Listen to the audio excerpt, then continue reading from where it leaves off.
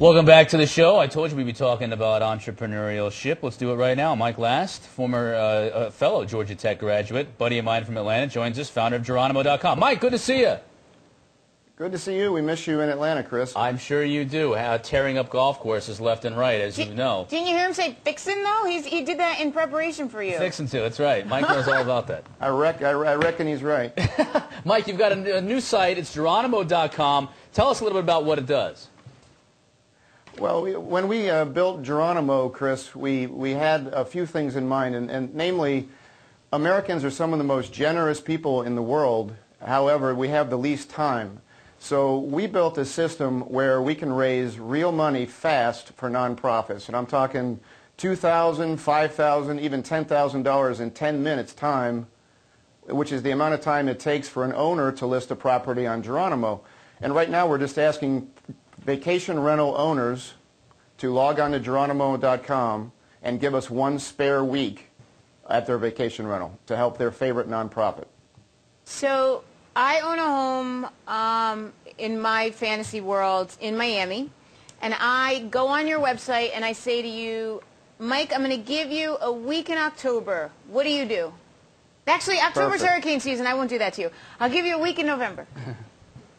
Okay, so we have a week in November, and we would, as you listed your house, we would basically be asking you what nonprofit do you want to support as you list your house. So the difference between Geronimo and most of the ongoing VRBO type sites of the world that currently list properties online is that this has a charitable component to it. So as you listed your house, we would ask you, Tracy, what nonprofit do you care about and where do you want the proceeds to go? We would also ask you, do you want to get half of the rental back to you, or do you want it all to go to charity? Mm-hmm. What are you finding in this environment? Because I imagine people want to give to charity, but they were much more apt to give in 2005, 2006 when things were just churning along. Now they're having issues. What are you finding the reception has been?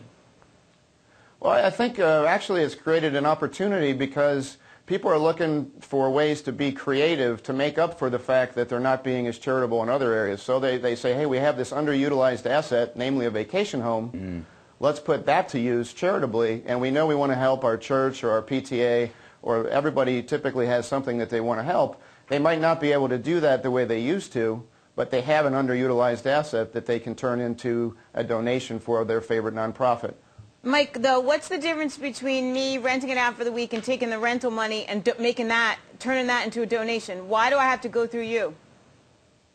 Well, you don't have to, and I would encourage you, if you could do that, to do it. We are building a brand that I think folks will associate with giving, with charitable causes, and we'll have an awful lot of folks coming to our site looking to help a certain charitable cause and looking for a property. So we'd encourage owners to give us or donate a spare week now and help the Gulf Coast effort between now and August 7th, and then transitioning will allow you to help any nonprofit starting September 15th.